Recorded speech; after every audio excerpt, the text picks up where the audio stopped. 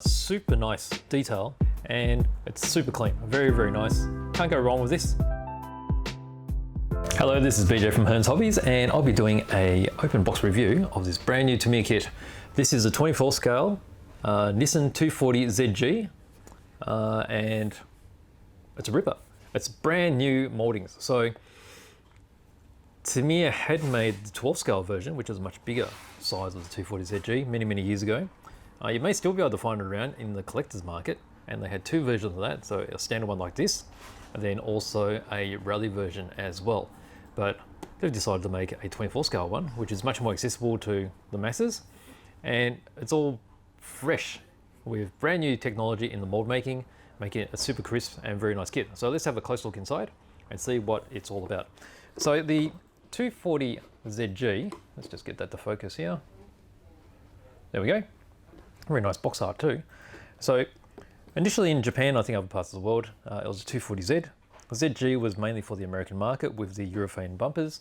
And I think it had something to do with the catalytic converters as well. So there's a slightly different look. But let's have a close look here. All right, so we've got a box of bits. You know, it's all fairly laid out, same sort of method as traditional 24 scale kits. Now, Tamiya has made the standard, I think, for 24 scale kits and the way that they're laid out in their sprues. So let's pop this aside and we'll have a closer look at the components. So first one being is the bodywork. Okay, so quite often the bodywork will be molded in white, which is a great choice because white takes on any color you want to paint it very well. Okay, so let's see if it focuses up there. There we go. All right, so you see the bonnet's already cut out because the bonnet is removable. You have full engine detail. The rear hatch is also a separate item. And then you've got you might notice just in here, there's a couple little catches. And then there'll be catches on the front as well. And that's how you stretch it over the chassis to fit it on. And that's become the standard on all good car models now. And that was developed by Tamiya in the early days. So basically you don't have to glue the bodywork onto the chassis, it just clips on. Okay, so that's the body there. All right, next set of sprues are all the clear parts. Okay, so clear, super clear, see through them without any obstruction. Sometimes you can get clear parts from some manufacturers. They've got swirl marks, it distorts the view through them. And basically if it does that, it looks less scale. Over here you can see the ridges that are molded in. That's the rear hatch. You got your front windscreen and then you got your side windows. So I've got these components all separate. That sort of helps with aligning it in the bodywork, because the bodywork you will have to stretch it to get it over the chassis, and also it will flex a bit because it's so thin. Sometimes when these are all molded in one piece, they don't quite fit right. You'll have gaps along here and perhaps along the base there. But doing it in these multiple parts helps them get aligned properly, like having the two side windows connected helps them get aligned, otherwise they look wonky, and then the front one being separate and the rear being separate helps greatly too. Of course you've got the rear lights, there are multiple pieces, and then also the headlights are in there as well. And then you have the clear covers right there. Okay, from there we move on to, we've got the silver bits. So quite often Tamiya will mold the engine components or mechanical components in the silver. Doesn't really help much with the painting, but it does help you with the recognition. Okay, so on here you'll be able to see, you've got the engine and gearbox halves, got the radiator, belts, fan, extractors, carbies. Over here, you got the heads here, the sump, and then across here you've got parts of the bodywork. So this appears to be a lip, so it's either a rear lip or a front lip or bumper. That one could be the front lip there. You've got the anti-sway bar there, and then over here you've got the let's see if you can see, getting a bit of reflection there. These are the wheel arches. Okay, so you will have those painted black. Then there's a rear apron here as well. All very crisp as you expect from Tamiya. There's no flash at all. And then that's the back section there. One of the greatest things too is the injector pin marks from Tamiya kits is often quite minimal. You can just see some of them under here, but they do try to put them in areas where you won't really notice them on the exterior of the model. So hence this side, they're showing most of the areas which you're going to see on the exterior of the model. And here where they're hidden, this is where they put the ejector pins to actually press this out of the mold. So some of that sort of thought is what makes Tamiya one of the industry leaders. Okay. All right, over here we've got these really impressive chrome parts. So you actually got chromed window trims, hatch trims, window trims. Now in the past, all this would quite often be just molded within the bodywork, and you'll have to work out how you're going to put the chrome onto the body. And I guess in the old days too, the chroming wasn't quite as crisp as this. You used to have dags hanging off everywhere. It used to be atrocious. A lot of people used to take it off and repaint it. But when you see this modern stuff, it's actually very fine. You've actually got the headlight trims there as well. So they're all molded and chromed. And just see how thin everything is here. And you've got that perfect chrome too. That's a mirror finish chrome. Okay, so even if you use a Multo pen, it's not going to be quite as good as this. Although a Multo pen is far superior than anything else available if you need to paint it on. Okay, so there's the back side. So very nice and fine. Okay. All right, from there we've got the black pieces. Okay, that's going to be really hard to see here, but let's just do this. You'll see it better like that. All right, so in the black pieces we've got the interior tub. Okay, so you get your the hatch section here, areas here for your two seats. That's actually the back side. So you've got your dash across here, fuel tank. These are a lot of the suspension components. Okay, so you get shock absorbers, exhaust system here. Oh, there you go. There's a catalytic converter right there. Sorry, for the American market. And you got your steering rod, window wipers. Another sway bar across here. You've got the steering column, disc brakes. Got the wheels here. Now the wheels are actually multi-piece. So I think you've got black ones here. So they're inserts that go into the spokes. And then I think there's chrome ones as well. So that gives you an option. Got the suspension arms, struts, and then the drive system to the rear. Okay, from there we move on to, don't need that anymore, I've got the white parts. Okay, so here you've got your chassis, the floor pan, you get your bonnet, rear hatch, they're all molded together. You have the seats here, the spare cover. This one here, I'm not too sure, we'll see in the manual, see what that's all about. Looks like a wing, could be on the front apron. You've got your the buckets for the headlights on the front. The rear parts of the seats, looks like a partial self. Oh, actually it could be a flywall, maybe, as a flywall, a firewall I should say. Another anti-roll bar there. You've got the registration plate holders there. Then a few other bits and bobs. Okay, so from there, here's some more chrome bits. Okay, so it's nice having all these chromes. They put a lot of thought into this to make it easier to be able to achieve a really nice finish. So you've got these backing plates here. These are to act as reflectors for the rear lights. So having a mirror finish chrome there gives a really nice scale appearance as it's reflecting light back through the clear red lenses. So you've got the headlight lenses, and then these are the optional inserts for your wheels. Okay, so they're the chrome versions. So there's black ones, or there's chrome ones. Okay.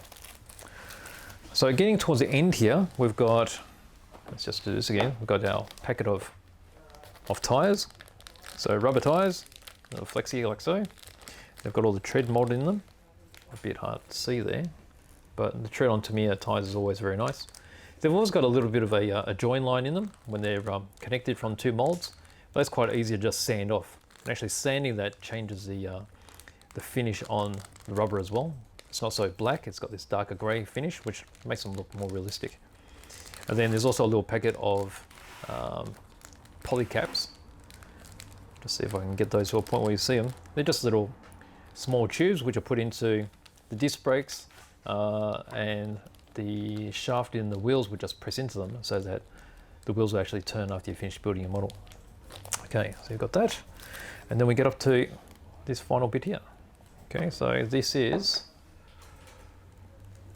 the decal set. Okay, so you've got decals on the bottom here. These will be for all your instrumentation and then also all the badging. But this one that's quite visible here, these are the metal, so it's real chromed metal stickers.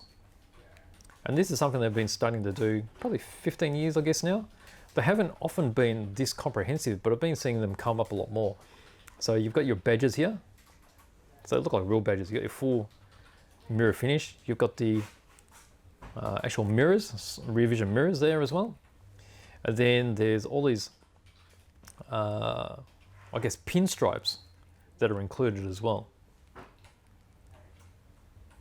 All very classy, very nice. I mean, they're a bit tricky to put on because you don't get much chance to put them in the right spot, but once they're on, they look absolutely fantastic. All right, so that's the decals. All right, so from there, we've got our documentation. So they give you a separate sheet here. This is in multiple languages, just where to apply the decals and also the coloring. Then on this side, you'll get some history of the actual vehicle. Okay, so you have Japanese, there's English, German, and French. Okay, so from there we get into the manual. Okay, so Tamiya manuals are amongst the best. You can't go wrong with these. Their layout is pretty much the same. They've had this standardized layout for a couple of decades now. So you've got your image, you've got your basic warnings. This is the paint list indicating with the Tamiya paint codes, then a basic description of the recommended tools. Okay, so from here you've got a little bit of background, so body color. So you need to choose which body color you want, and then this shows you which Tamiya paints will match that particular body color. So once you've chosen your body color, because that's pretty important, that's going to be used for painting the bodywork, and then also probably the floor pan as well, I think. So we start with the chassis. So you got your floor pan here, starting to put in a few of the small details such as the sway bar, and then the hatch mounts. You've got the front suspension going in here, so you see the discs getting put together on the hubs and on the struts, so the McPherson struts there. Your steering rod with the lower arms. You flip that around and you start putting, this will probably be the coolant container, and then you've got the master cylinder for the brakes, the steering column, and on the firewall. From there we start making the engine. So you've got two halves of the engine going together. You've got the extractors, the head, the sump, the carbies and the fan going on. And then you've got all the filters going on around this side. And there's the air filter right there, just mounted on the side there. And you see how that sub-assembly is flipped and dropped into the engine bay, very much like a real car. So it's really poked in through the tunnel there and then turned around to be fixed onto the chassis. Okay, so from that, we start moving onto the rear drive. So you've got the differential there. The mounts for the drive, that's going in with the lower arms. And then you've got the rear suspension, your shocks, the hubs, and the brakes. That's a little shape for where the spare tyre will go. Exhaust system, fuel tank, skid plate, and then your radiator. Battery goes in. So you can see all the components that have already gone into this engine bay. I mean, batteries, all the master cylinders and stuff. Quite often they're left off a lot of car models simply because they just take up a lot of tooling. And then you have all this finer hosing to be put into there as well. So you can just imagine how much detail is just within this little engine bay, and how it's useful to have the opening bonnet just so you can see all those details. Okay, so from here we start making the wheels. So here it's indicating the, I think it's the black inserts here with the chrome stripe added around. So that's part of the metal transfers I showed you before, and the tires going on. They're just pressed into place, so they're going to be held in with the poly caps. And then we get into the interior. So you get your interior tub, you got all the I guess that's a footrest over here with the pedals, center console, gear shift, and then we get into the seats. They're two-piece. Dashboard. So this dashboard is only for right-hand drive. You've got the door inners going in with the armrests, and they're all attached into that main tub, and then the tub as an assembly, a sub-assembly, drops onto the chassis. So from there we start working onto the bodywork. Okay, so preparation of the bodywork, there's some holes to drill. So the holes are for the wheel arches, and then you've got the hatch getting fitted here.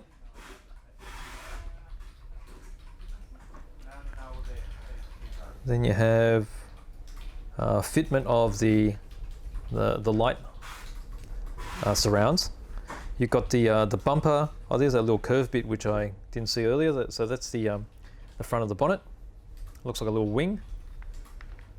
Headlight reflectors and lenses. And then here's the part where the window trims are going in. Okay, so these are chrome bits. They're just attached to the clear, and they're glued into place. Do the same thing with the covers. Over here is showing where the chromed trim is going over the headlight covers. And then you've got this frontal section which seals the base of the windscreen in place. From there, you've got the glass going into the hatch, and then side windows. So that's the trim and the glass, and finishing off the lower bumper or apron. There you got the bumper going in, and then here this is the assembly for the rear tail light. So you can see how many components there are. So this is a chromed section here for the backing. You've got two pieces here, so one for the brake lights and one for the indicators, and then you have the cover going across the top, and then that gets dropped into the back of the bodywork. From there, we're doing the bumpers, so they get slid into place. We're finishing off with a rear spoiler, the wheel arches, and then this is where the chassis gets put into the bodywork. So you can see these two clipping points, so the front and the back. That's where you just slightly stretch it out so that it actually clips into place. And once that's all together, we're just doing the final touches now. So you've got door handles, the little badges on the sides of the seat pillar, windscreen wipers, and then you've got the hinging on the bonnet. And then there's a bonnet going into place. Okay, so it looks like there's a hinge system for the front bonnet, but the hatch is just glued into place or left loose. Actually looks like it's glued into place here. Let's have another look there. Okay, so there's no hinging in the rear hatch, so it's all glued into place. So the only opening panel is going to be the bonnet. But even still, that's really nice. And you can see here how they've designed the hinges so they're not totally loose. So basically what's happening in a closed position, it's got this shape here which allows it to be left flat. Then as you hold it up, it acts as a spring and actually springs it and keeps it open. So it's like a little latch. Okay, so there you go. So that's the Nissan Fairlady 240ZG. So this is a brand new 24 scale kit from Tamiya. All brand new molding, super nice detail, as you can see with all the parts, particularly with the chrome parts and also the metal transfer or metal stickers they include. And it's super clean, very, very nice. Can't go wrong with this. The 12 scale one was very nice for its time. So it probably had a few more details in it, more interior detail, finer things like that. But 24 scale, you can't go wrong on this one. It has so much engine detail, interior is really nice, and there's a lot of thought in the engineering. And that tends to be what Tamiya are doing of late. There's a lot more engineering to make the build more pleasurable, stronger, and easier to get a nice result. So like the build I'm doing of the F4B, which is almost flawless, this one will be a similar sort of thing. So thanks for watching that open box review. If you have any questions, just write them in the comments down the bottom and I'll get to them as soon as I can. So thank you for watching.